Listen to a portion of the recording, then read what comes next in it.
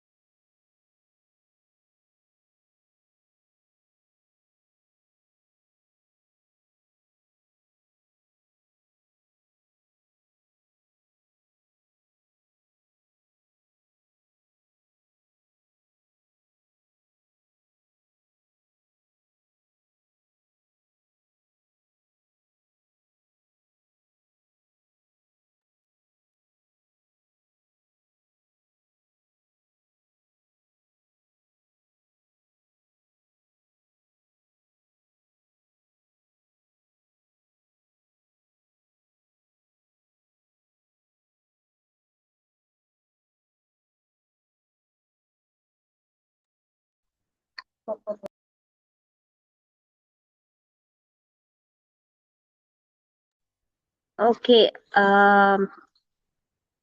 Answer அனுப்பியிருக்கீங்க.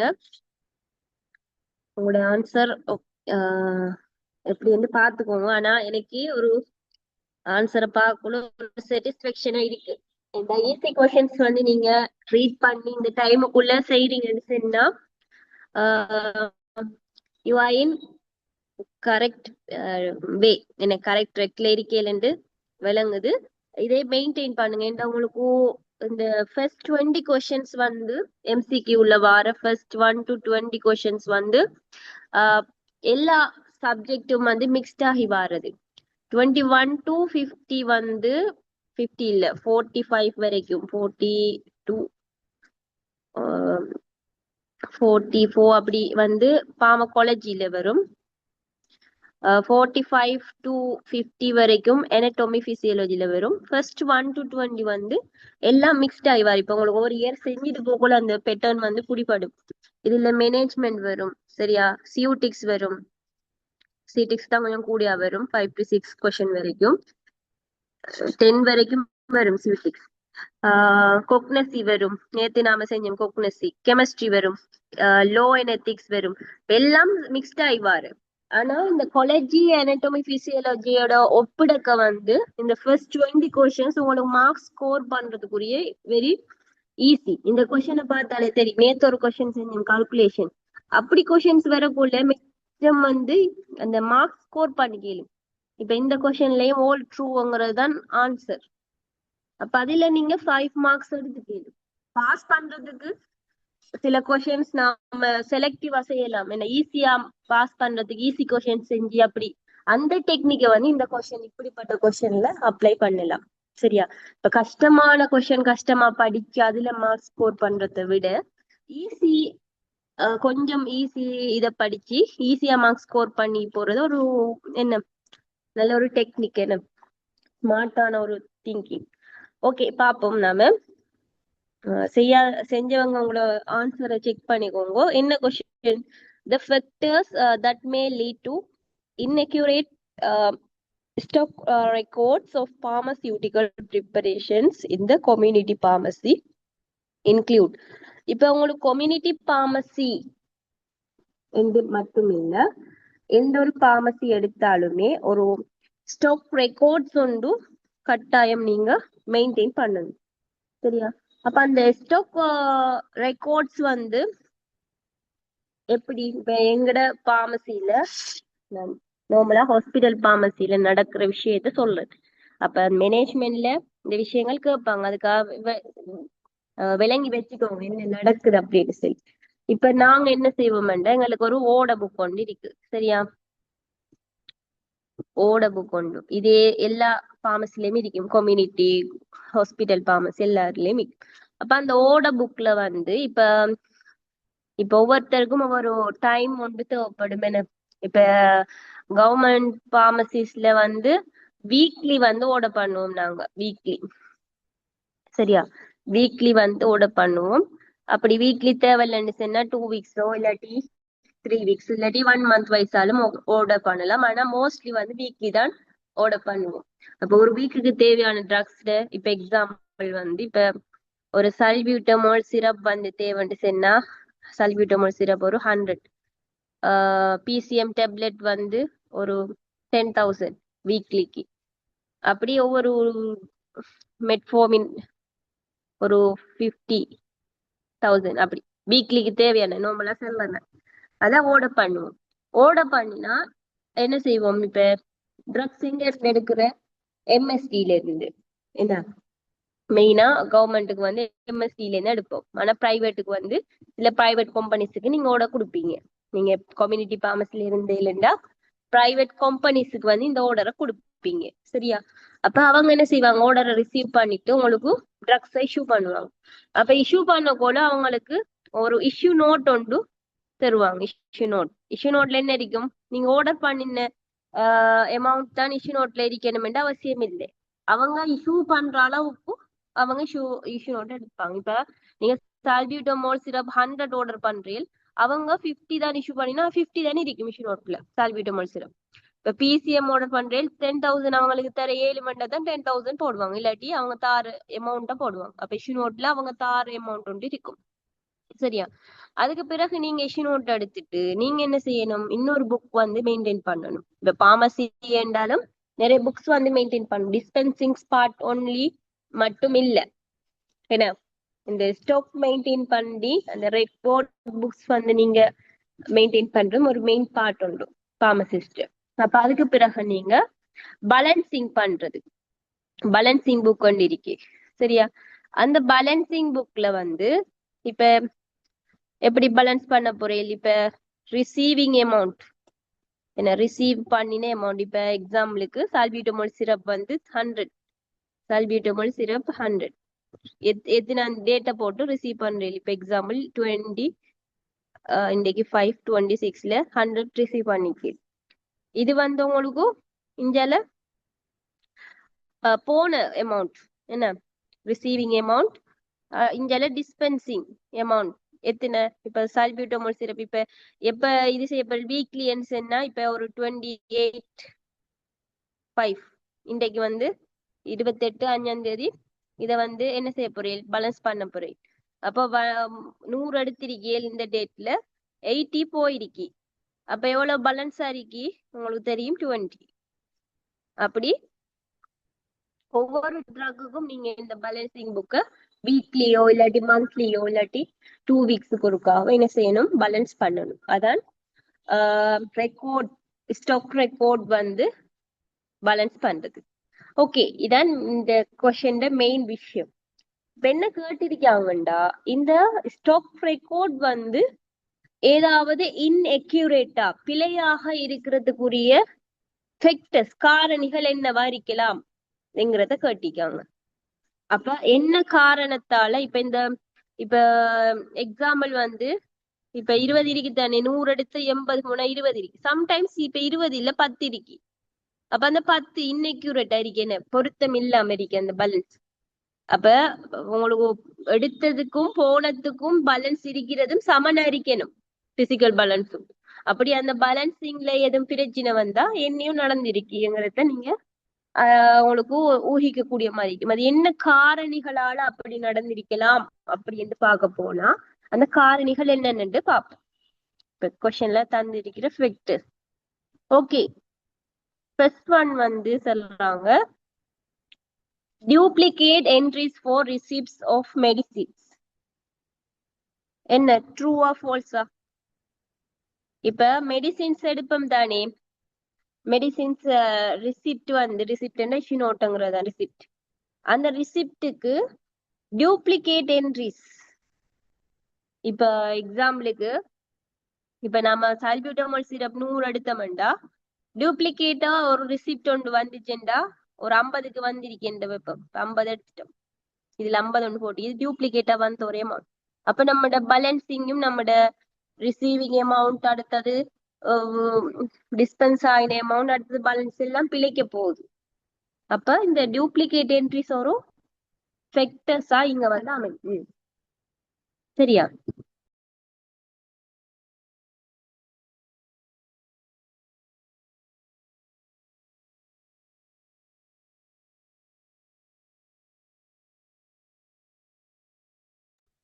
Next பாருங்க, damage stock may not be written off the records.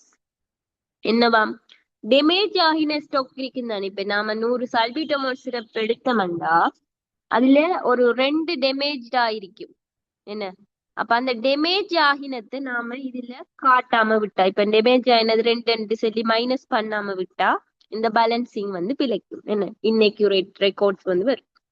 அப்ப அது ஒரு காரணியாக நாம எடுத்துக்கொள்ளலாம். அடுத்தது கேட்காங்க பாருங்க, duplicate entries for issues of medicines. இப்ப நீங்க இஷ்யூ பண்ண கொள்ள, சரியா? இப்ப இதுல கேட்டிக்கிற ரிசிப்ட் நீங்க எங்க ஆர்டர் பண்ணீங்க, எந்த கம்பெனில இருந்து ஆர்டர் பண்ணல அங்க இருந்து எடுக்கிற ரிசிப்ட், இது நீங்க இஷ்யூ பண்ற மெடிசினுக்குரிய என்ட்ரிஸ்.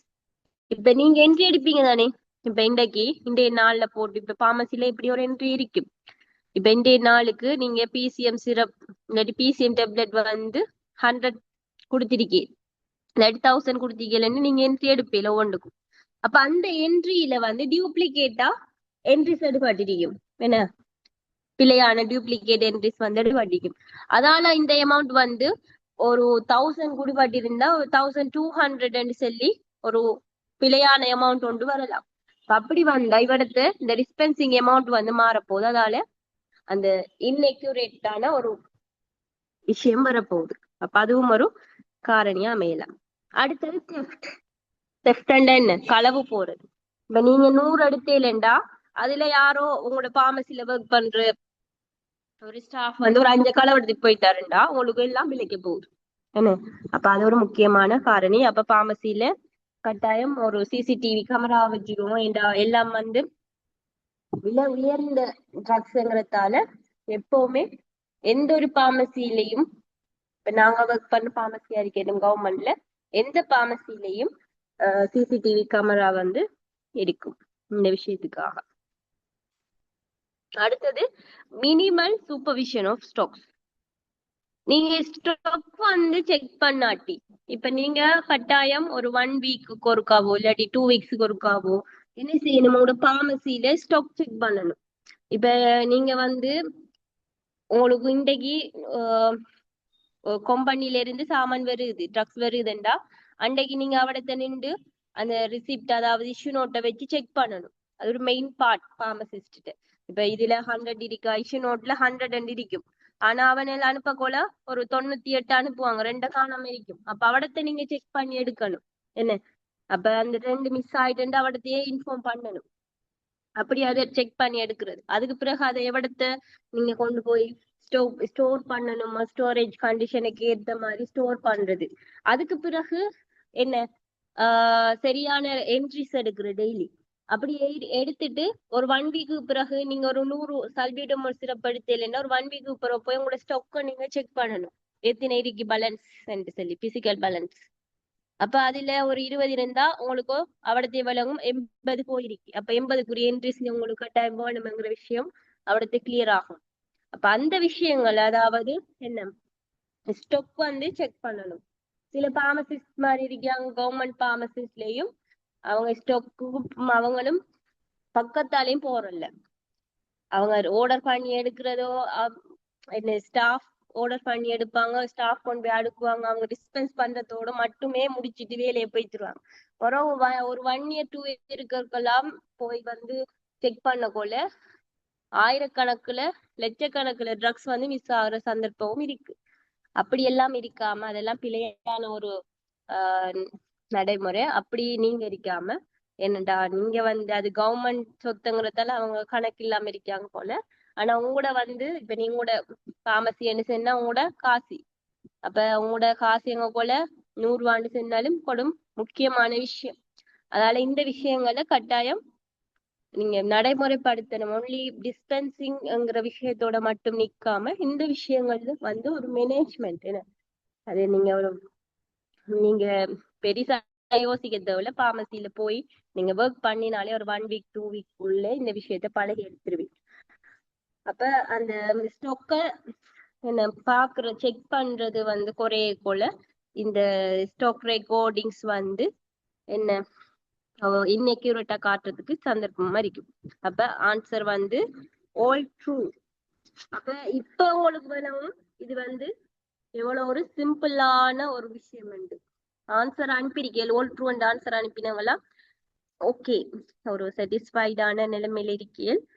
இன்னும் உங்களோட இத இம்ப்ரூவ் பண்ணிக்கோங்க. இந்த பாஸ் பண்றதுக்கு மினிமம் 50 மார்க்ஸ் போதும். அதை வெரி ஸ்மார்ட்டா எடுக்கிறதுக்கான விஷயங்களை பார்த்துக்கோங்க. ஓகே, இதுல எதுவும் டவுட்ஸ் இருக்கா? 5th கொஸ்டின்ல எதுவும் டவுட்ஸ்? நாம 7th-க்குள்ள போவோம். 7th ஒரு முக்கியமான பார்ட். உங்களுக்கு படிச்சிருப்பேன் நீங்க, நான் படிக்காட்டியும் மறந்தாலும் இன்னைக்கு அந்த தியரியை ஃபுல்லா கிளியர் பண்ணி விடுறேன். இது பிறகு quality assurance and quality control, சரியா? அதுல சில டெஸ்ட்களை வச்சு கொஸ்டின்ஸ் வருது எம்சிக்யூஸ்ல. ஓகே, உங்களுக்கு ஒரு 1 மினிட் தாரேன்டா. நீங்க தியரி தெரியுமோ தெரியா, கொஞ்சம் ட்ரை பண்ணி பாருங்க. ஒரு 1 மினிட் தாரேன் குயிக்கா. ஜஸ்ட் ட்ரை ஒன்று கொடுத்து பாருங்க.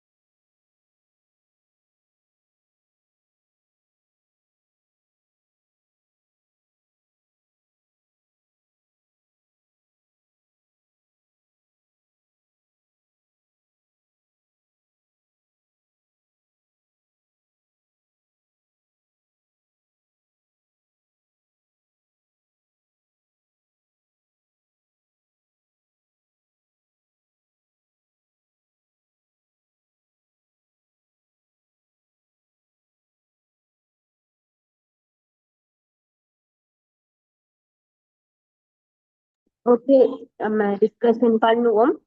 இன்னைக்கு நான் உங்களுக்கு சொல்லிட்டு இதுக்கு ஒரு ஷார்ட் நோட் மாதிரி ஒன்று தாரேன். இதுக்கு பிறகு அதை வச்சு எந்த கொஸ்டின் வந்தாலும் அந்த ஷார்ட் நோட்டை வச்சு நீங்க எந்த டெஸ்ட பத்தி கேட்டு வந்தாலும் ஆன்சர் பண்ணக்கூடிய மாதிரி இருக்கும். சரியா?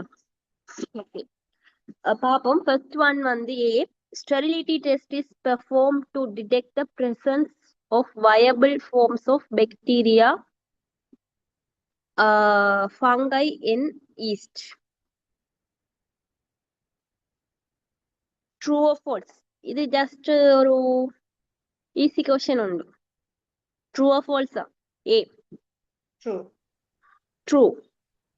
ஓகே, ஸ்டெரிலிட்டி டெஸ்ட்ங்கிறது வந்து பேரண்டல் ப்ரிப்பரேஷன்ஸ்ல மோஸ்ட்லி செய்வாங்க.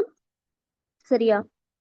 அப்ப அந்த ஸ்டெரிலிட்டி டெஸ்ட்ங்கிறது உங்களுக்கு தெரியும் என்ன, எதுவும் கண்டாமினேஷன்ஸ், அதாவது மைக்ரோ ஆர்கானிசம்ஸ் கண்டாமினன்ஸ் இருக்காங்கிறத டெஸ்ட் பண்றதுன்னு ஸ்டெரிலிட்டி டெஸ்ட்னு சொல்லி. அப்ப இந்த ஸ்டெரிலிட்டி டெஸ்ட் அடுத்தது இதுல வார டெஸ்ட்ல பாருங்க, லீக்கேஜ் டெஸ்ட், எஸ்ஏ, இதெல்லாம் இதோட சேர்த்து சில டெஸ்ட் எழுதிக்கிறீங்க, படிச்சிருப்பேல்.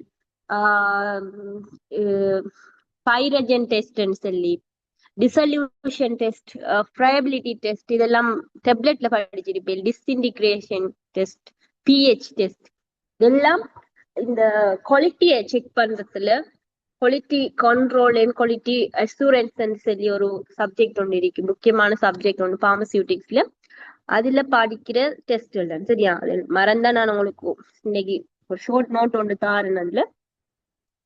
அப்ப இதுல ஸ்டெரிலிட்டி டெஸ்ட்ங்கிறது வந்து உங்களுக்கு அந்த நேம்லயே விளங்கும் இல்ல சொல்லிருக்கிறது பாருங்க. ஏன் இந்த ஸ்டெரிலிட்டி டெஸ்ட் வந்து பேரண்டல் ப்ரிப்பரேஷன்ஸ்ல மெயினா பெர்ஃபார்ம் பண்றேன்டா, to detect the presence of viable forms, என்ன உயிரோட இருக்கிற வயபிள்.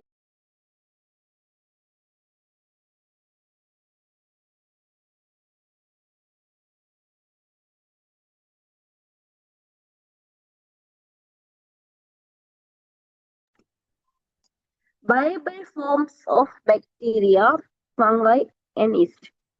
அப்ப ஸ்டெரிலிட்டி கண்டிஷன்ல இருக்கணுமெண்டா எந்த ஒரு வயபிள் ஃபார்மோ நான் வயபிள் ஃபார்மோ பாக்டீரியாவோ ஃபங்கையோ ஈஸ்டோ வைரஸ் எதுவும் இருக்கக்கூடாது.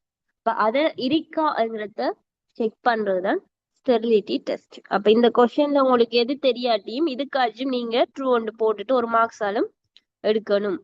சரியா?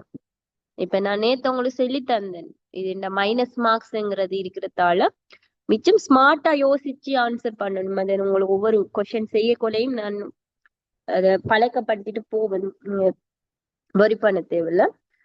அப்ப இது என்னத்துக்காக செய்யறோம் ஸ்டெரிலிட்டி டெஸ்ட்ண்டா, அந்த பேரண்டல் ப்ரிப்பரேஷன்ஸ்ல வயபிள் ஃபார்ம்ல எது மைக்ரோ ஆர்கானிசம்ஸ் இருக்காங்கிறத டிடெக்ட் பண்றதுக்கு. ஓகே, அடுத்தது பாருங்க. Sterility test involves the measurement of the rise in body temperature of rabbits. Okay, இதுக்கு நீங்க உங்களுக்கு தியரி தெரியாட்டியும் இதுக்கு என்ன ஆன்சர் கொடுப்பீங்க? சும்மா நார்மலா யோசிச்சு பாருங்க. பி.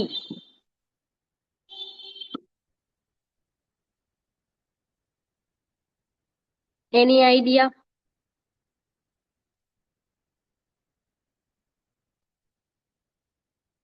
என்ன சொல்லுவாங்க பாருங்க. Sterility test involves the measurement of the rise in body. அப்ப ஸ்டெரிலிட்டி டெஸ்ட்ல என்ன இன்வால்வ் ஆகுதுண்டா, பாடியோட டெம்பரேச்சர், பாடி டெம்பரேச்சர் ரைஸ், அதிகரிப்பு ஆஃப் ரெபிட்ஸ். ரெபிட்ஸ்ல தான் அதை செய்யறாங்க. அந்த ரெபிட்ஸ்ட பாடி டெம்பரேச்சர் கூறத்தை வச்சு மெஷர்மெண்ட் பண்றாங்களாம் ஸ்டெரிலிட்டி டெஸ்ட். இதை பார்த்த சொன்னா இது வந்து ஸ்டெரிலிட்டி டெஸ்ட்டுக்கு செய்யற ஒரு விஷயம் இல்ல. இது என்னத்துக்காக செய்யற விஷயம் சொன்னா பைரஜன் டெஸ்ட்டுக்காக செய்யறது. ஓகே, இப்ப சொல்லுங்க பாப்போம், பைரஜன் சொன்னா என்ன? கேள்விப்பட்டிருக்கீங்களா பைரஜன்? What is பைரஜன்?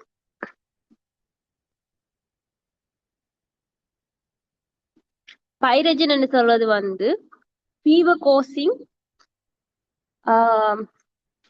இன்கிரீடியன்ட்டோ எனி கம்பவுண்டோ ஒரு துணிக்கேன்னு சொல்லலாம். ஃபீவரை கோஸ் பண்ற, சரியா? பைரஜன் சொல்றது ஃபீவரை கோஸ் பண்ற ஒரு சப்ஸ்டன்ஸ். இதுக்கு பிறகு நீங்க மறக்க கூடாது, இந்த விஷயங்களை நோட் பண்ணிக்கோங்க. பைரஜன் is a fever causing substance. இது வந்து எதால வெளியிடப்படுமெண்டா, பாக்டீரியாவில இல்லாட்டி ஃபங்கை இல்லாட்டி வைரஸ் எதாலையாலும் வெளியிடப்படுற ஒரு சப்ஸ்டன்ஸ் தான். அது என்ன செய்யும்னு சொன்னா ஃபீவரை கோஸ் பண்ணும். அதான் பைரஜன் சொல்லுவோம், சரியா? அப்ப அந்த பைரஜன் இருக்கா இல்லையாங்கிறத டெஸ்ட் பண்றதுதான் பைரஜன் டெஸ்ட்னு சொல்றோம். அப்ப அந்த பைரஜன் டெஸ்ட் ரெபிட்ஸ்ல செய்வாங்க. ஏனென்றா ரெபிட்ஸ்ங்கிறது ஒரு நல்ல சென்சிட்டிவான ஒரு அனிமல், சரியா? Highly sensitive animals rabbits. அதால இப்போ ஒரு பெரண்டல் ப்ரிப்பரேஷன், ஒரு இன்ஜெக்ஷனை ப்ரிப்பேர் பண்ணிட்டு அதை வந்து என்ன ஃபர்ஸ்ட்டுக்கு ஹியூமனுக்கு அப்ளை பண்றதுக்கு முதல் ரெபிட்டுக்கு அந்த இன்ஜெக்ஷனை அப்ளை பண்ணி பார்ப்பாங்க. அப்ப அந்த ரெபிட்ல வந்து அதோட பாடி டெம்பரேச்சர் வந்து கூடிச்சுன்னு சொன்னா அதுல பைரஜன் இருக்குன்னு சொல்லி அர்த்தம். ஏண்டா குயிக்கா வந்து அது காட்டி தரும் ரெபிட், சரியா?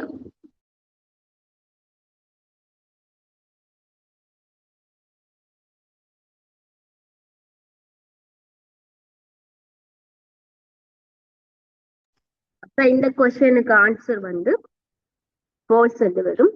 ஏன் false என்றா it's not for sterility test, it's involves the measurement of pyrogen test. Pyrogen டெஸ்டுக்கான ஒரு ப்ரோசஸ் தான் இது, சரியா? அப்ப பைரஜன் என்னங்கிற விஷயத்தையும் இதுல நோட் பண்ணிக்கோங்க. ஓகே, சிய பார்ப்போம். Leakage test is performed in hot air oven.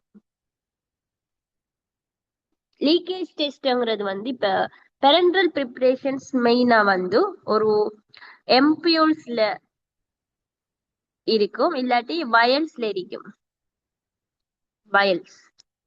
அப்ப இந்த ரெண்டுலயும் எதுவும் லீக்கேஜ் இருக்கா, கிளாஸ் கண்டெய்னர் தானே, எதுவும் லீக்கேஜ் இருக்கா அப்படிங்கறத டெஸ்ட் பண்றதுதான் லீக்கேஜ் டெஸ்ட், சரியா?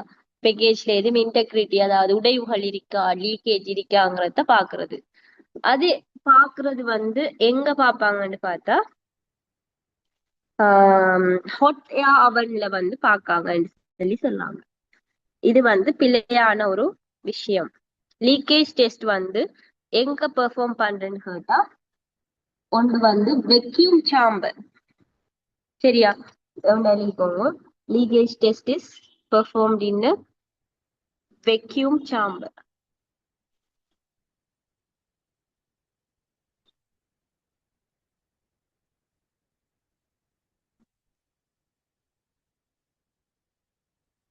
இல்லாட்டி வந்து டை இன்ட்ரெஸ் லெப் இல்லாட்டி பபிள் டெஸ்ட்னு சொல்லி சொல்லுவாங்க, இல்லாட்டி பபிள் டெஸ்ட்னு சொல்லி. இந்த ரெண்டு டெஸ்ட் மூலமா தான் லீக்கேஜ் டெஸ்ட்டை வந்து என்ன செய்யறாங்க, செக் பண்ணி கொள்றாங்க. ஹாட் ஏர் அவன்ல வந்து லீக்கேஜ் டெஸ்ட் வந்து செய்யறது இல்லை. அதால இந்த இது வந்து ஃபால்ஸ் வரும் கூற்று. அப்ப லீக்கேஜ் டெஸ்ட் எங்க செய்வோம்டா வெக்யூம் சாம்பரோ பபிள் டெஸ்ட் சொல்ல ரெண்டு மெத்தட்லயும் வந்து செய்வாங்க. ஓகே, உங்களுக்கு அடுத்தது வந்து உங்களுக்கு தியரி தெரியாட்டியும் ஆன்சர் பண்ணக்கூடிய ஒரு கொஸ்டின். இப்ப நான் அதான் சொல்றேன், ஒரு கொஸ்டின் எடுத்தா 5 ஸ்டெம்ஸ் இருந்தா உங்களுக்கு ஒரு ஜெனரல் நாலேஜ் வச்சு ஒரு 1 ஸ்டெம் இல்லாட்டி 2 ஸ்டெம் வந்து செய்யக்கூடிய மாதிரி தான் போடுவாங்க. ஈஸியா ஈஸியா பாஸ் பண்ணி போகணும் எல்லாரும். அதுக்காக யாரையும் ஃபெயில் பண்ணணும் வைக்கணுங்கிறது நோக்கம் இல்ல பேப்பர் ப்ரிப்பேர் பண்றவங்களுக்கு. சரியா? ஓகே, டிக்கு வந்து ஆன்சர் என்ன வரும்? False. ம் False. ஃபால்ஸ். ஏன் ஃபால்ஸ்? என்ன ரீசன்? Vowels only and போட்டிருக்கேன். ampules வரும். யா, வெரி குட். வயல்ஸ் ஒன்லி என்று போட்டிருக்கேன். அதான் சொன்னேன், உங்களுக்கு ஒரு நார்மல் ஜெனரல் நாலேஜ் வச்சு சில கொஸ்டின் செய்யலாம். அப்ப vials only leakage test is performed for vials ஒன்லிங்கிற விஷயம் வந்து இவிடத்த பிழை.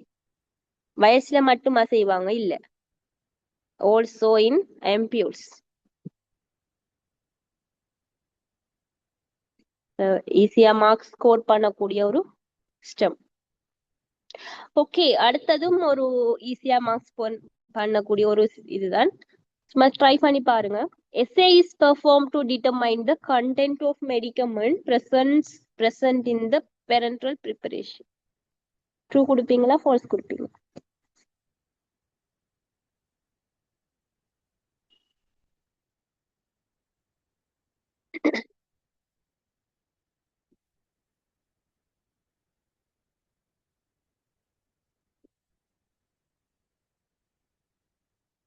Any idea?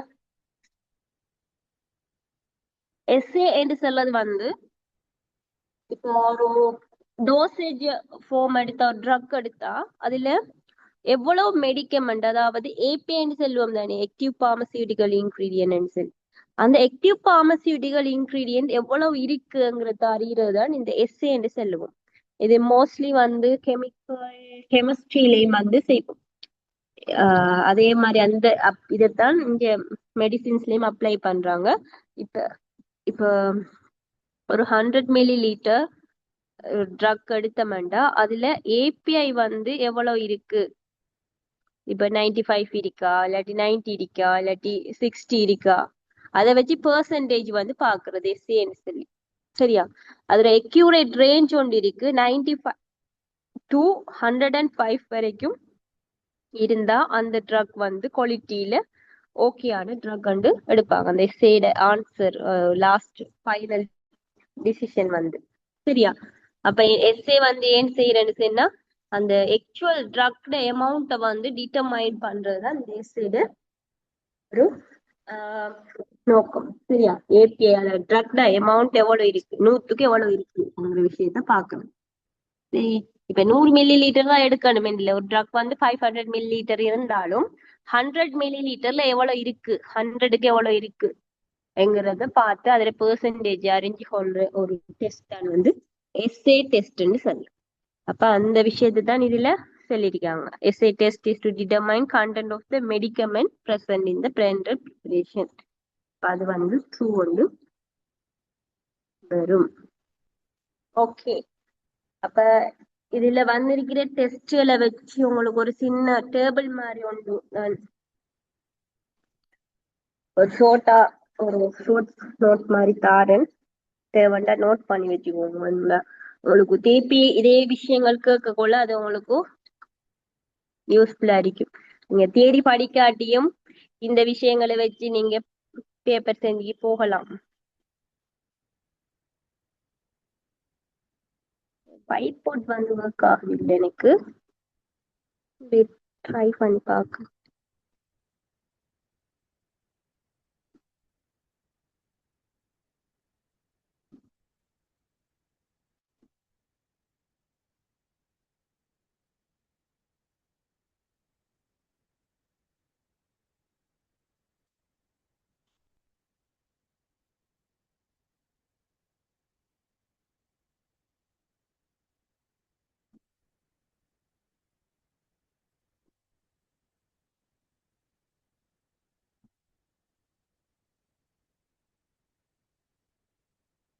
ஓகே.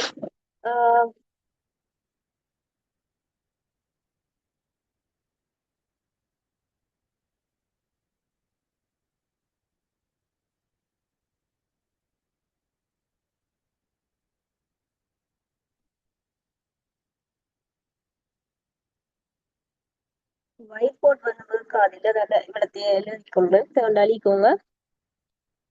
முக்கியமான டெஸ்ட்கள் கொஞ்சம்.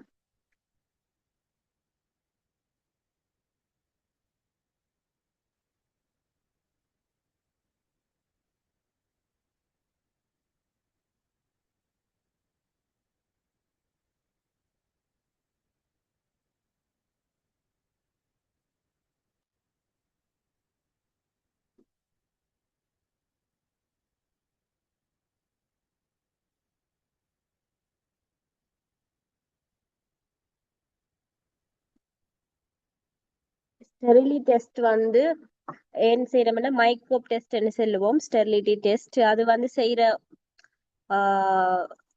இது வந்து membrane filtration method and membrane filtration method அல்லது டிரெக்ட் இனக்யூலேஷன் மெத்தட்ல. அடுத்தது வந்து பைரஜன் டெஸ்ட்.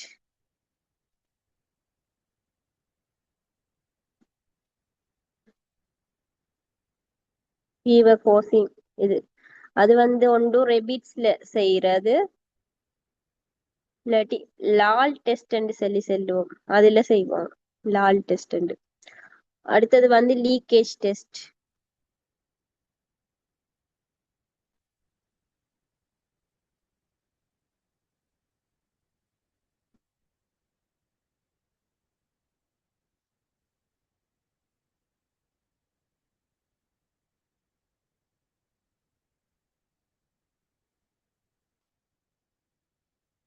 இது எங்க செய்வோம்னா வெக்யூம் சாம்பர் ஓ பபிள் டெஸ்ட்.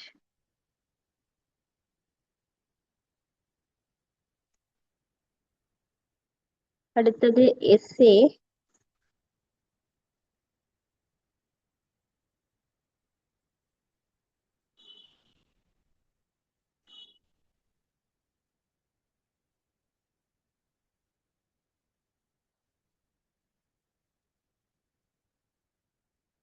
எஸ்ஏ வந்து ட்ரைட்ரேஷன் மெத்தட்ல கண்டுபிடிப்பாங்க. அதுல ரேஞ்சையும் தேவைன்னா போட்டுக்கோங்க.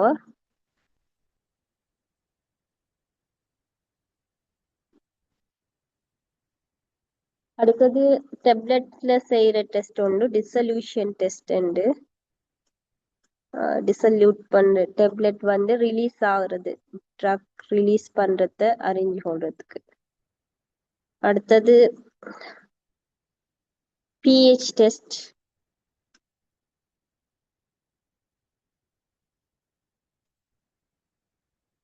ட்ரக்ட அல்கலினிட்டி அல்லது அசிடிட்டியை வந்து செக் பண்றது.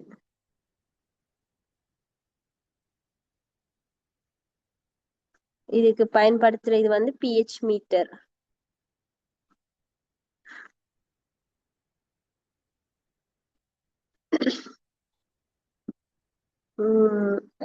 டிசல்யூஷன் டெஸ்ட் சொல்லியாச்சுன்னு. Disintegration test.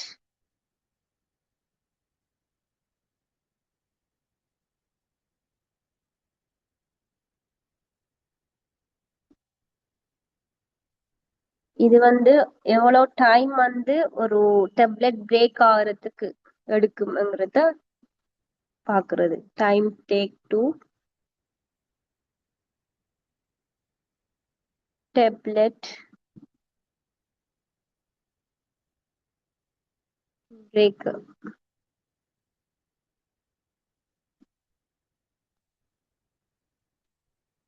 ஓகே, இதோட இதே மாதிரி ஃப்ரேபிலிட்டி டெஸ்ட்.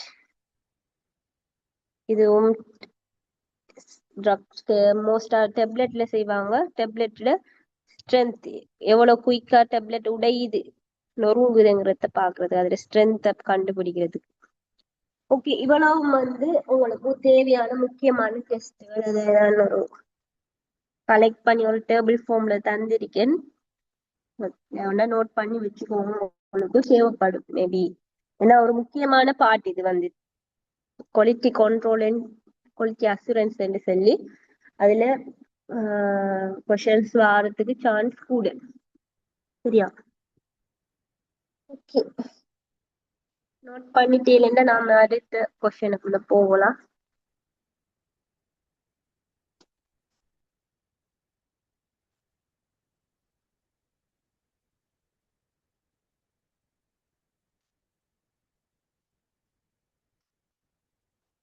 ஓகே, அப்ப நான் delete பண்றேன்.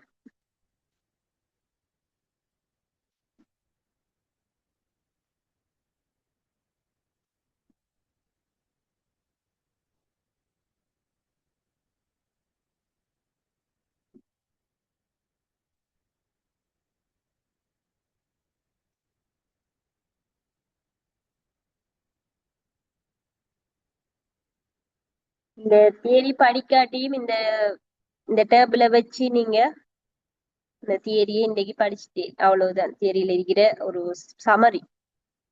தியரி நோட்ஸ் எங்க இருக்கேன்னு தெரியாம இருப்பேன். அதுக்கு தான் இந்த லாஸ்ட் ஒரு ஃபைனலைஸ் பண்ணி ஒரு விஷயத்த தந்திருக்கேன்.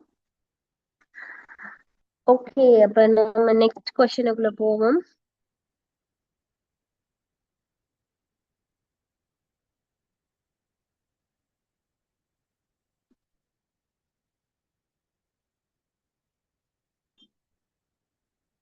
நெக்ஸ்ட் கொஸ்டின் செஞ்சிட்டோம் என்று நினைக்கிறேன்.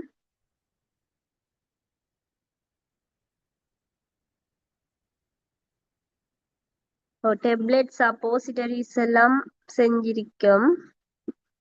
ஓகே, முக்கியமான ஒரு கொஸ்டின் உண்டு. லிக்யூட்ல நான் எல்லாம் செய்யல உங்களுக்கு. இமால்ஷன் சஸ்பென்ஷன் உங்களுக்கு செய்யல நான் யூனிட் வைஸ் செஞ்சதுல. ஓகே, 17 கொஸ்டின் ட்ரை பண்ணுங்க பாப்போம். ஒரு 1-2 மினிட் டைம் தார்.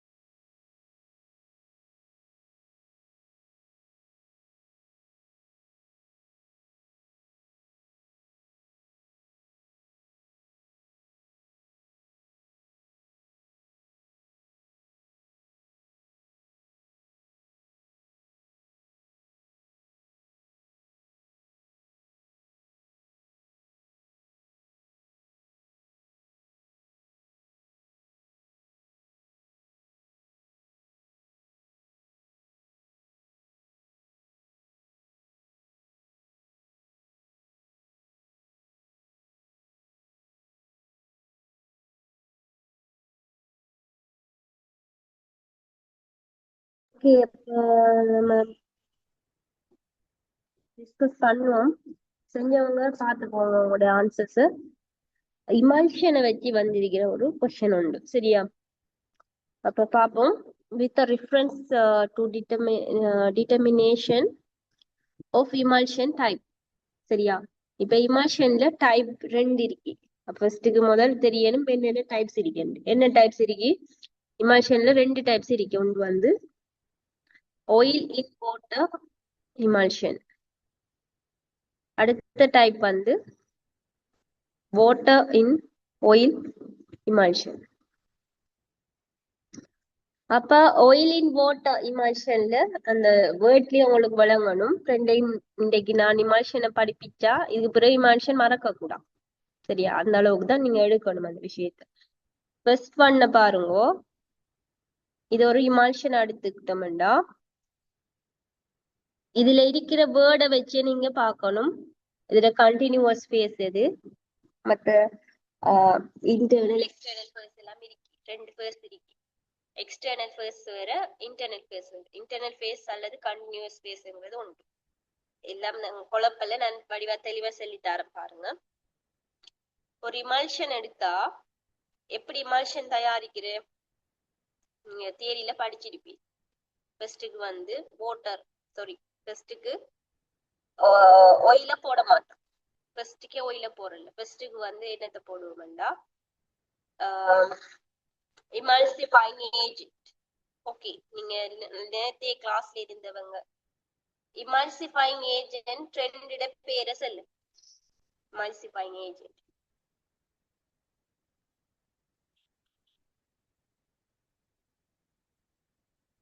நேத்து கிளாஸ்ல படிச்சோம்.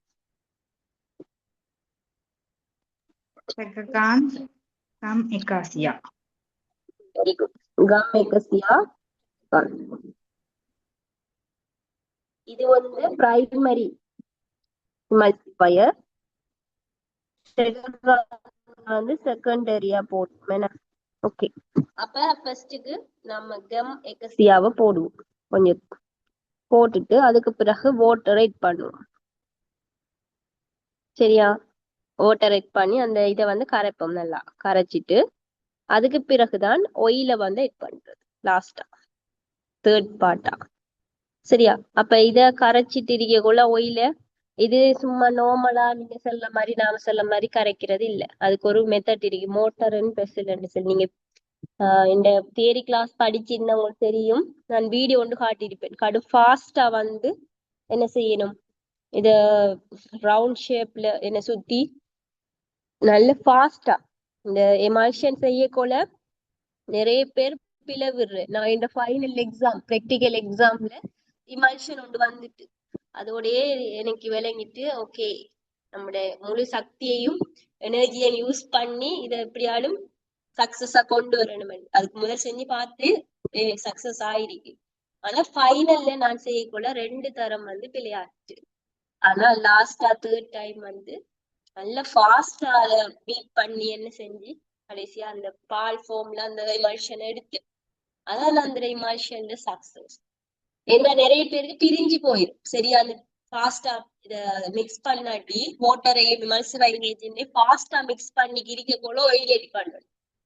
இப்ப கேக்கு பெட்டர் செய்யறது மாதிரி தான் என்ன, அது கூட ஈஸியா செஞ்சிடலாம். இப்ப கேக் பெட்டர் செய்யக்குள்ள ஒரு நல்ல நுணுக்கம் டெக்னிக் ஒன்று இருக்கு. இந்த மாவு வந்து கட்டி ஆகக்கூடாது என்ன. இப்ப வாட்டரோட அந்த வீட் ஃப்ளோரை மிக்ஸ் பண்ண போல சிலவங்களுக்கு அந்த கட்டி கட்டியா வரும், சரியா? மிக்ஸ் ஆகாட்டி அதனால பிழைக்கும். அப்படி அது ஓகே, அத கொஞ்சம் நுணுக்கமா செஞ்சு கட்டியாகாம எடுத்துருக்கு. ஆனா இது வந்து மிச்சம் ஒரு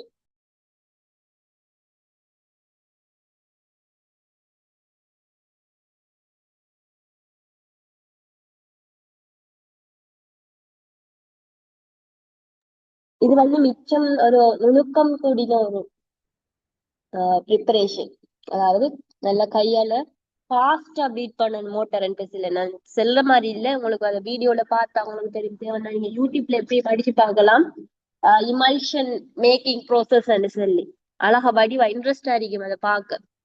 அது செஞ்சு பார்க்குறோம், அதை விட இன்ட்ரெஸ்டா இருக்கும். அப்ப அதை பீட் பண்ணிக்க கொள்ள அதோட ஆயில கொஞ்சம் கொஞ்சமா சேர்க்கணும்னா அந்த ஆயில் வந்து அதோட கலந்து கடைசியா பால் நிறமா வந்து சேரும். அதான் இமால்ஷன். சரியா? அதுக்கு ஒரு அது ஏன் அப்படி ரெண்டும் பிரியாம வருதுன்னு சொன்னா அதுக்கு முக்கிய காரணம் அந்த இமால்சிஃபைங் ஏஜென்ட். சரியா?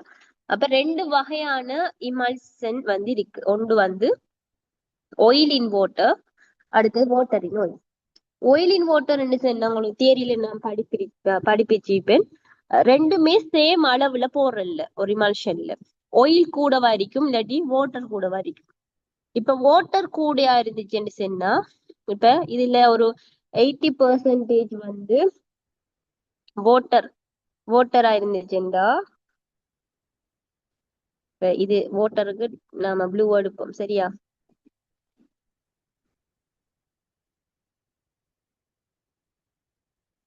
வாட்டர் இதுல ஒரு 20% வந்து என்ன அறிய போகுது, ஒயில் அறிய போகுது. இது வந்து ஒயில், ப்ளூ வந்து வாட்டர்.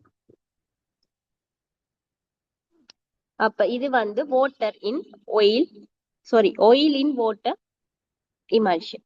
அப்ப இதுல கொஞ்சம் அளவுல தான் ஆயில் இருக்கும், வாட்டர்ல ஆயில் இருக்குங்கிற மாதிரி எடுக்கணும். அப்ப கூட எது இருக்க போகுதுன்னு சொன்னா வாட்டர் இருக்க போகுது. அப்ப இதுல ரெண்டு ஃபேஸ் இருக்கு. ஒன்று இதுல இமல்ஷன்ல ரெண்டு ஃபேஸ் இருக்கும். ஒன்று இன்டர்னல் ஃபேஸ் அல்லது கண்டினியூஸ் ஃபேஸ் என்று சொல்லி.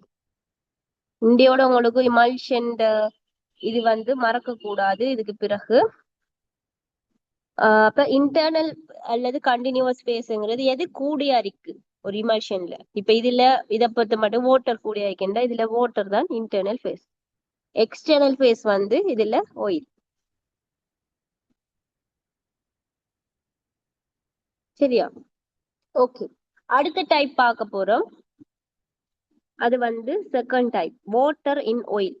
அப்ப இப்ப உங்களுக்கு ஆட்டோமேட்டிக்கா தெரிஞ்சிருக்கும் இதுல எது கூட அரிக்க போகுதுண்டா ஆயில் கூட அரிக்க போகுது.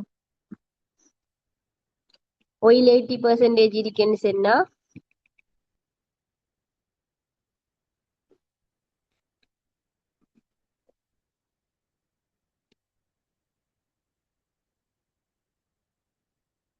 வாட்டர் வந்து ஒரு 20% இருக்கும்.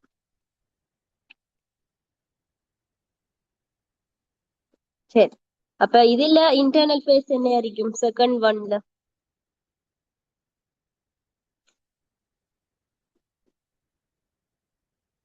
oil, oil. ஓகே, அப்ப எக்ஸ்டர்னல் ஃபேஸ் வந்து வாட்டர். இப்ப உங்களுக்கு கிளியர். அப்ப ரெண்டு இமல்ஷன் டைப்பும் இப்ப உங்களுக்கு கிளியர்.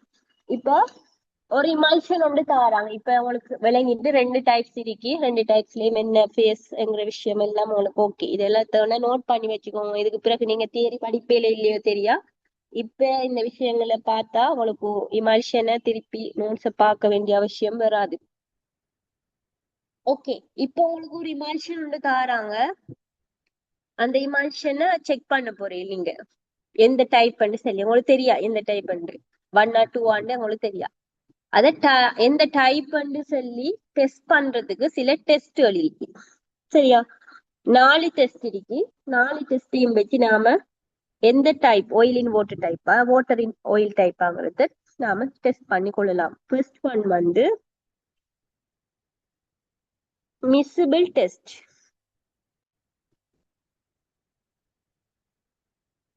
சரியா? செகண்ட் ஒன் வந்து டை டெஸ்ட். தேர்ட் ஒன் வந்து யூவி டெஸ்ட்.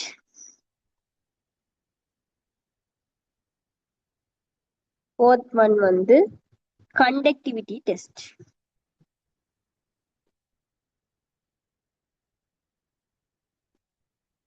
இந்த 4 டெஸ்டையும் வச்சு நாம எப்படி எந்த டைப் சொல்லி கண்டுபிடிக்கிறேன்னு சொல்லி பார்ப்போம். ஃபர்ஸ்ட் கொஸ்டினை பாருங்க, நோட் பண்ணிக்கோங்க.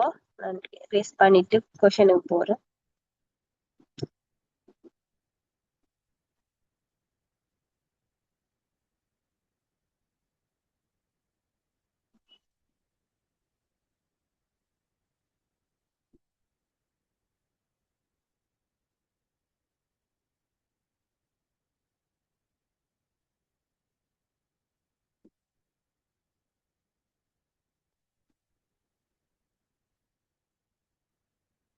ஓகே, ஃபர்ஸ்ட் ஏ பாருங்க.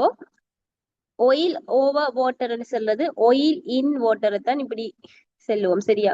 oil in வாட்டர்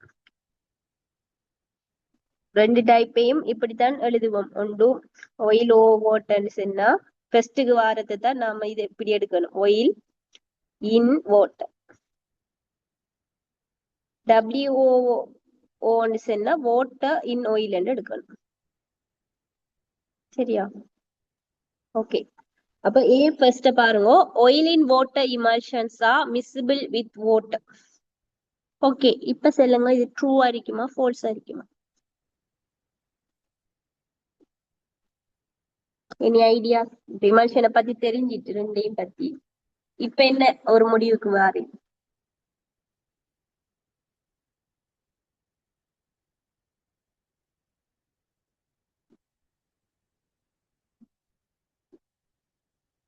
என்ன விஷயம்டா, ஒயிலின் வாட்டர்ல வந்து எது கூடிய அரிக்குமெண்டா? வாட்டர் கூடிய அரிக்க போகுது, வாட்டர் கண்டென்ட் என்ன. அப்ப எது கூடிய அரிக்கையோ அத நாம வந்து எட் பண்ண கொள்ள அதோட மிஸ்ஸிபிள் ஆகும். இப்ப என்ன விஷயம்டா, இப்ப ஒரு இமல்ஷன் ஒன்று இருக்கு, நீங்க எந்த இமல்ஷன் எந்த டைப் பண்ணு தெரியா. அப்ப என்ன செய்ய போறீங்களா, அந்த இமல்ஷனுக்குள்ள இப்படி ஒரு இமல்ஷன் இருக்கு, எந்த டைப் பண்ணு தெரியாத ஒரு இமல்ஷன், சரியா? அப்ப அந்த இமல்ஷனுக்குள்ள என்ன செய்ய போறீங்கன்னா வாட்டரை வந்து கலக்க போறீங்க, கூடியா ஊத்த போறீங்க வாட்டர். இப்ப வாட்டரை கூடியா ஊத்தினா என்ன நடக்கும்டா, இமல்ஷன் பிரியாது, இமல்ஷன் அளவு குவான்டிட்டி வந்து கூடும், மிக்ஸ் ஆகும். மிஸ்ஸிபிள்ங்கிறது மிக்ஸ் ஆகும்.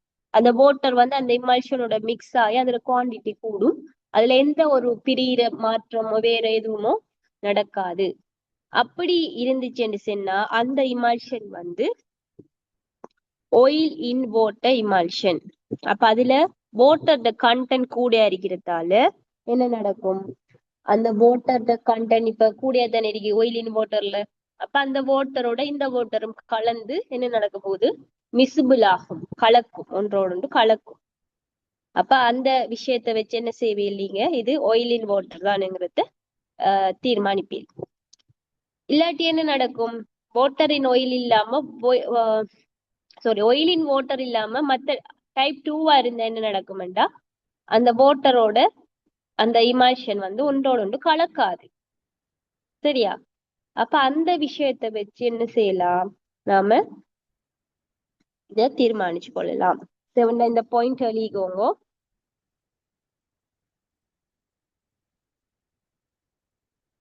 If emulsions are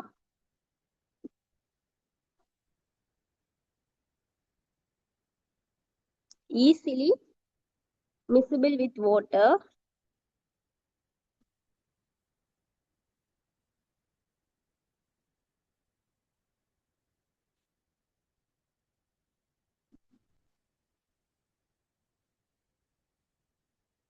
it is oil in water emulsion, சரியா? இப்ப நீங்க சொல்லுங்க பாப்போம், ஒரு இமல்ஷன் வந்து தாரம், சரியா? உங்களுக்கு வாட்டர் தரல, ஒயில் தாரம், நிறைய ஒயில் தாரம் வாட்டர் மாதிரி. அப்ப அந்த ஒயில வந்து அந்த இமல்ஷனுக்குள்ள நீங்க கலக்குறீங்க. அப்ப அந்த இமல்ஷன் வந்து ஒயிலோட ஒன்றோட ஒன்று விசிபிள் ஆகுது. அப்ப அது என்ன டைப் அரிக்கலாம்?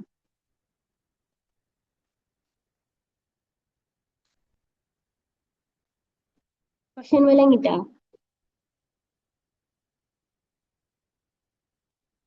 இப்ப உங்களுக்கு வாட்டர் தரல, ஒயில் தாரம் நிறைய, அந்த ஒயில நீங்க இமல்ஷனுக்குள்ள ஊத்துறீங்க. அந்த ஒயிலும் இமல்ஷனும் ஒன்றோட ஒன்று கலக்குது, மிசிபிள் ஆகுது. அது எந்த டைப் அறியலாம்? Type 1 type 2?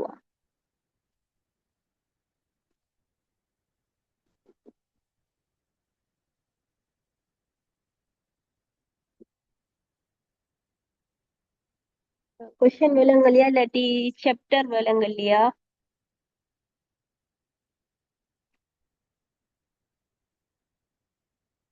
இந்த விஷயம் ஓகேயா? வாட்டர் மிஸ்பிள் ஆற விஷயம்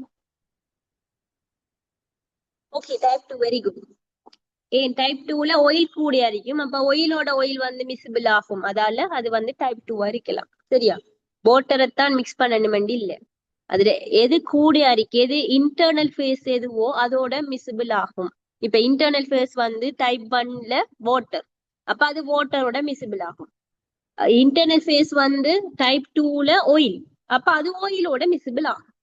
சரியா? அதான் இதுல ஃபர்ஸ்ட் இந்த மிசிபிள் டெஸ்ட் ஒரு சமரி. சரியா? இந்த பாயிண்ட் எழுதிக்கோங்க. மிசிபிள் டெஸ்ட் என்று போட்டு, if emulsions easily miscible with oil, it is water in oil emulsion. சரியா? அதான் ஃபர்ஸ்ட் டெஸ்ட், அதாவது மிசிபிள் டெஸ்ட். ஓகே, அப்ப மிசிபிள் டெஸ்ட் இது பிறகு உங்களுக்கு டவுட் இருக்காதுன்னு நினைக்கிறேன். எது டவுட் இருந்தா கேட்டுக்கோங்க இப்பயே. என்ன இந்த டெஸ்ட்ல அடிக்கடி வார ஒரு விஷயம் இமல்ஷன்ல. எது டவுட் இருந்தா இப்பயே கிளியர் பண்ணிக்கோங்க. ஓகே, அடுத்தது பார்ப்போம். அது டை டெஸ்ட் பி பார்ட் வந்து. After staining the emulsion colour background indicate oil in water emulsion. Okay, இப்போ ஒரு இமல்ஷன் ஒன்று தாராங்க. அந்த இமல்ஷன்ல நீங்க ஒரு டை ஒன்று போட போறீங்க. அந்த டைய போட்டா என்ன நடக்கும்னா அந்த பேக்ரவுண்ட் வந்து கலரா மாறும், அந்த டைக்கு ஏத்த மாதிரி மாறும். இப்ப பால் நிறம்னா ஒயிட்ல தான் ஒயிட் மில்கி, ஏன்னா இதுலதான் இமல்ஷன் இடிக்க போகுது. அதுல ஒரு டைய போறேன், அந்த டை வந்து ஒரு பிங்க் கண்டு வைப்போம், அந்த பிங்கா மாறுது அந்த இமல்ஷன். அப்படி மாறிச்சுன்னு சொன்னா அது oil in water emulsion என்று சொல்றாங்க. இது ட்ரூவா ஃபால்ஸாங்கிறத பார்க்க போறோம். சரியா?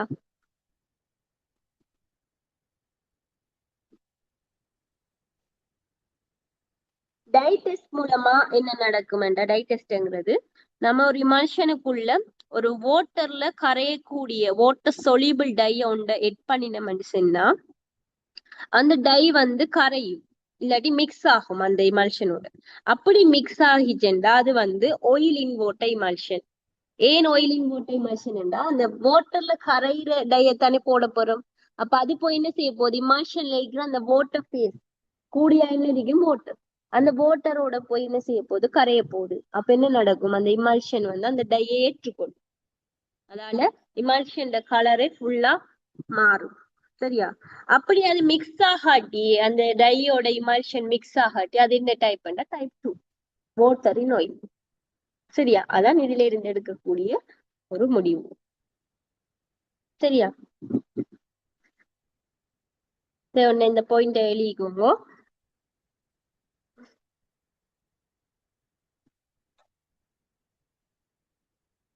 By dye test,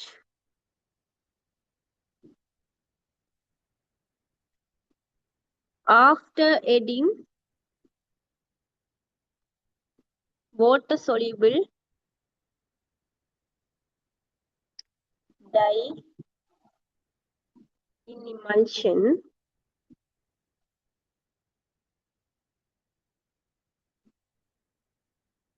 if dye dissolve or mix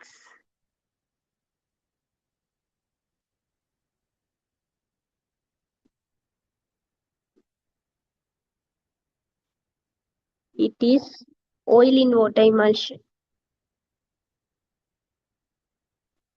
If dye not dissolve or mix, it is water in oil emulsion. சரியா? அப்ப இது ஏன் நடக்குதுண்டா, அந்த oil in water emulsions வந்து அதுல கூடியான பங்கு வாட்டர் இருக்கிறதால அந்த வாட்டர் வந்து என்ன செய்யும், டைய ஏற்றுக்கொள்ளும், மிக்ஸ் ஆகும். அதால என்ன நடக்குது, அந்த பேக்ரவுண்ட் வந்து கலரா மாறுது. அப்ப இதுல இருந்து எடுக்கக்கூடிய ஒரு முடிவு அது. அப்ப அது ட்ரூ ஒன்று வரும். ஓகே, அடுத்ததுக்கு நீங்க தான் ஆன்சர் சொல்ல போறீங்க. இப்ப ஏ எந்த கொஸ்டினோ அதே மாதிரி கொஸ்டின் தான் சி. சிக்கு நீங்க என்ன ஆன்சர் சொல்ல போறீங்க? உங்களோட விளங்கின விஷயத்த சில தான் நான் அறிய போறேன். Water in oil emulsions are miscible with water. True or false?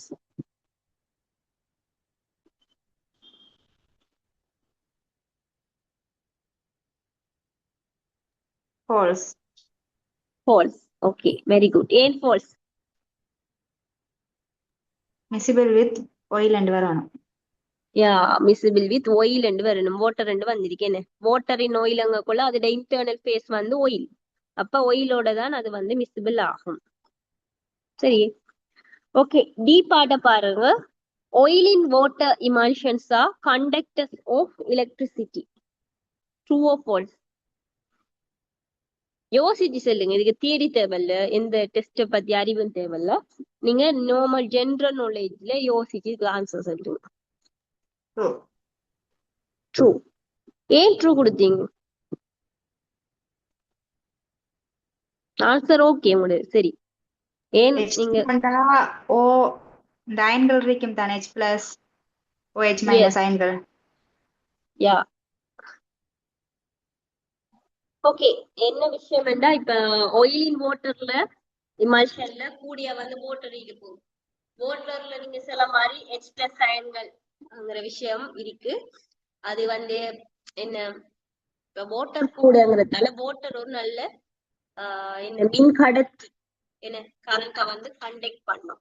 ஏன் கண்டக்ட் பண்ணா அதுல H plus OH minus இருக்குங்கிறதால.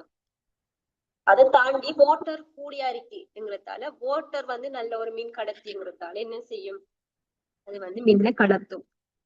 சரியா? அப்ப இதுல என்னத்தை எதிர்பார்க்காங்க உங்களுக்கு? ஆயிலின் வாட்டர்ல வாட்டர் கூடியா இருக்கு இன்டர்னல் ஃபேஸ்ங்கிற விஷயத்த எதிர்பார்க்காங்க. அப்ப அந்த வாட்டர் ஒரு நல்ல ஒரு கண்டக்டர், என்ன கடத்தி, மின் கடத்திங்கிற விஷயத்த இங்க வந்து டெஸ்ட் பண்றாங்க. அப்ப கண்டக்ட் டெஸ்ட்ல வந்து என்ன செய்யலாம், இந்த ஒரு என்ன ரெண்டு இத கொடுத்துட்டு ரெண்டு என்ன அலுமினியம் பிளேட்டோ செப்போ சம்டைம் கொடுத்துட்டு கரண்ட வந்து பாய வச்சு பார்க்க போல பல்ப் வந்து இதாகிட்டேன்னு சொன்னா அது வந்து ஆயில் இன் வாட்டர் இமல்ஷன், இல்லாட்டி மத்த டைப் பண்ணி சொல்லி நாம என்ன செய்யலாம், கண்டுபிடிக்கலாம். ஏனெண்டா இதுல வந்து கண்டினியூஸ் ஃபேஸ் வந்து தேவண்ட லீகம் இருக்கு. ஆன்சர் கண்டினியூஸ் ஃபேஸ் ஓ, இன்டர்னல் ஃபேஸ் வந்து water.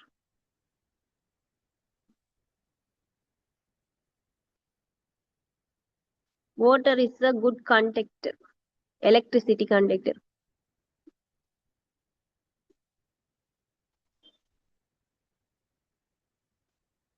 That's why it conducts the electricity.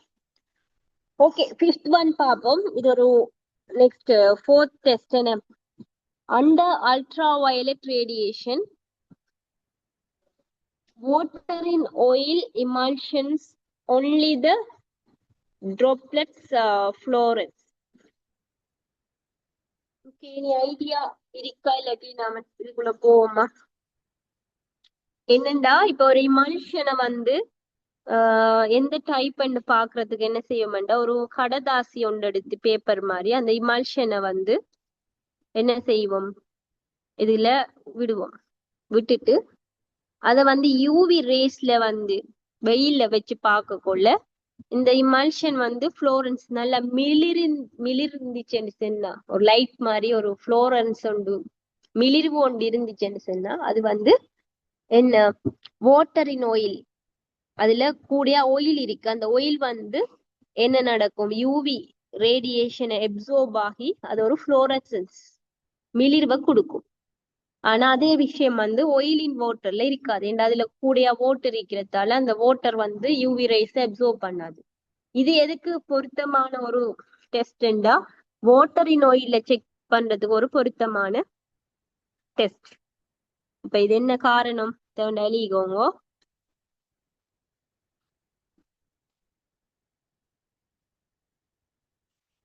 oil droplets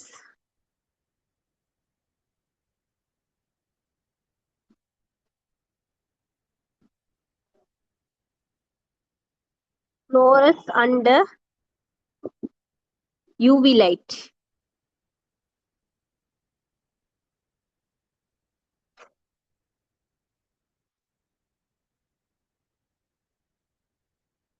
In water in oil emulsion, because oil absorbs UV radiation.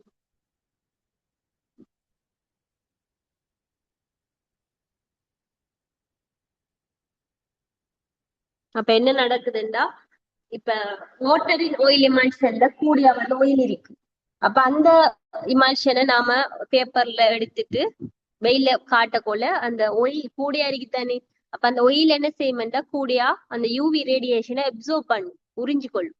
அப்ப உறிஞ்சிருந்தால் என்ன நடக்குமெண்டா, அந்த தங்கம் மின்ற மாதிரி அந்த ஒயில் வந்து மின்னும். உங்களுக்கு தெரியும், ஒயில வெயில காட்டின என்ன நடக்கும், ஒரு மிளிர் கொண்டு இருக்கும், என்ன கோல்டு மாதிரி இந்த புளோரன்ஸ், அந்த மிளிர்வை வந்து அது கொடுக்கும். அப்படி கொடுத்துச்சுன்னா அது வந்து வாட்டரின் ஒயில் இமல்ஷன் சொல்லி நம்ம டிடெக்ட் பண்ணி கொள்ளலாம். அப்ப இந்த கொஸ்டின்ல உங்களுக்கு அந்த 4 டெஸ்டும் வந்து கிளியர் ஆயிருக்கும் நினைக்கிறேன். 4 டெஸ்டையும் கிளியர் பண்ணிக்கோங்க. அதுல நோட்ஸ் உங்களுக்கு ஒரு ஷோர்ட்டா தந்திருக்கேன், நோட் பண்ணி வச்சுக்கோங்க. என்ன திருப்பி கொஸ்டின்ஸ் வாரத்துக்கு சான்ஸ் கூடின ஒரு பார்ட். Okay, any doubt? போவோம். மிஸ், ஓ சொல்லுங்க. இப்ப பி ஸ்டெம்ல வந்து டையங்குக்குள்ள வந்து நாம வாட்டர் soluble டை எடுப்போமா? ஓ, வாட்டர் soluble டை தான் நம்ம எட் பண்றது, வாட்டர் soluble டை தான். அப்ப நீங்க ஒரு கொஸ்டின், ஓகே. உங்களுக்கு ஒரு டவுட் வரலாம், ஆயில் soluble டை என்ன நடக்கும், கலர் மாறுமா? இல்ல, ஆயில் இன் வாட்டர்ல வந்து கலர் மாறாது. மாறாது. Very good. ஏண்டா வாட்டரின் வாட்டர்ல சொலிபிள் ஆகிற ட்ரையா இருந்தாதான், வாட்டர் சொலிபிள் ட்ரையா இருந்தாதான் ஆயிலின் வாட்டர்ல வந்து கலர் மாறும்.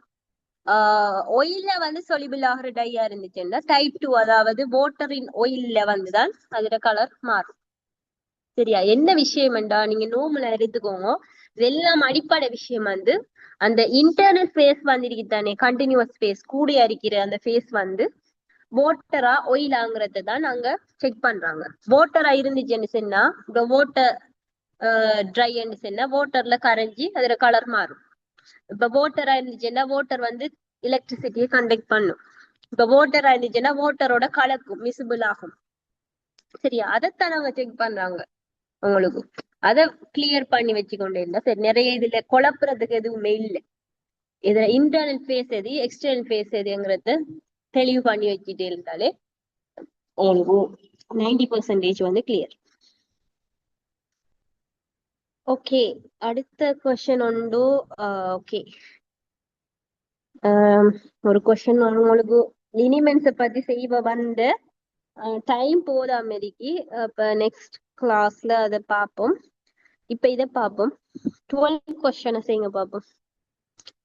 ஓகே, ட்ரை பண்ணுங்க, சும்மா ஜஸ்ட் ட்ரை ஒன்று கொடுங்க. 12.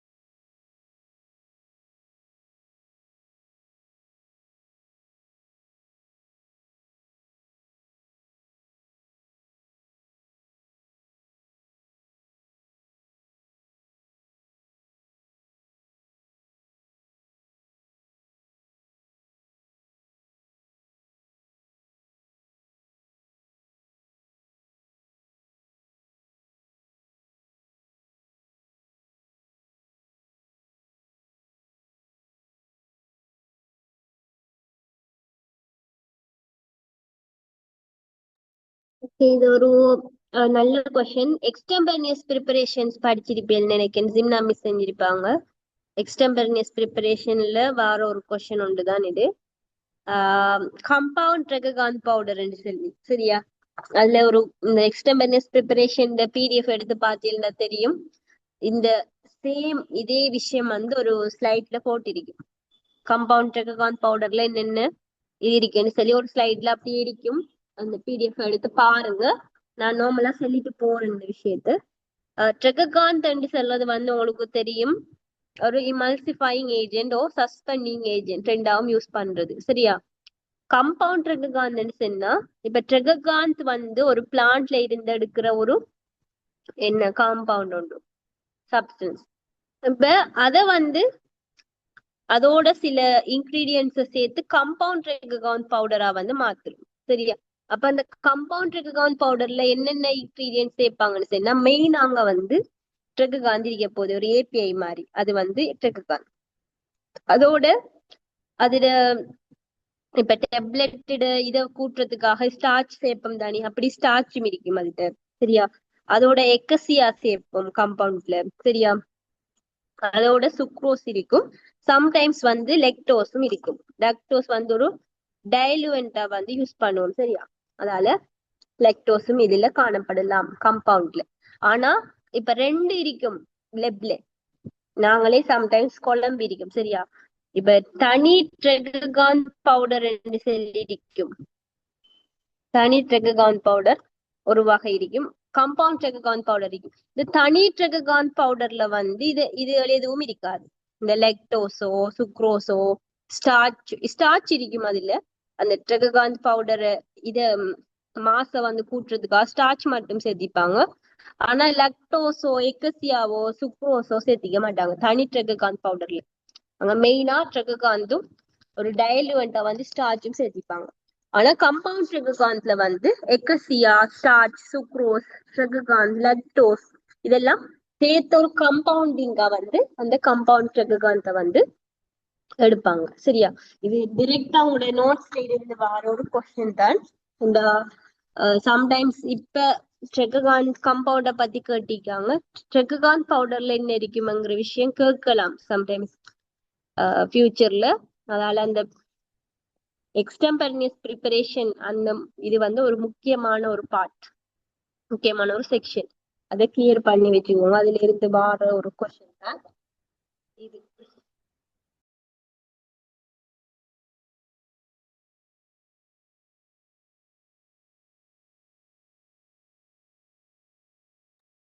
இதுக்கு all true and எடுக்கலாம்.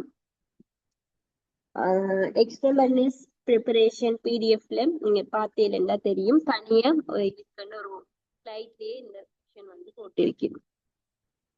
ஓகே, அப்ப இதோட இன்றைய கிளாஸ் முடிச்சுக்குவோம். நான் லிக்விட்ல 2-3 செய்ய எடுத்தேன், ஆனா இன்றைக்கு டைம் போதாம இருக்கு. நெக்ஸ்ட் கிளாஸ் பார்ப்போம்.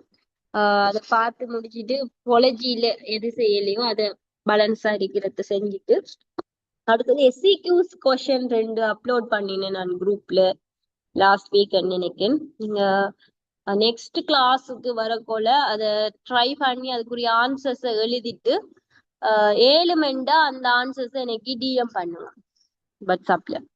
அதை பார்த்துட்டு தான் நான் உங்களுக்கு எப்படி அதுக்குரிய டிஸ்கஷன் செய்யணும். ஆல்ரெடி அப்லோட் பண்றேன்டா SCQ வந்து ஸ்ட்ரக்சர் எஸ்ஸே கொஸ்டினுக்கு வந்து MCQ மாதிரி இல்லை. என்ன இப்ப நான் தியரியிலையும் உங்களுக்கு சொல்லியிருப்பேன், SCQக்கு ஒரு குவான்டிட்டி இருக்கு, ஒரு ஆன்சர் எழுதுறதுக்குரிய அளவு இருக்கு. ஒரு வரியிலயோ 2 வரியில எழுத இயலாது.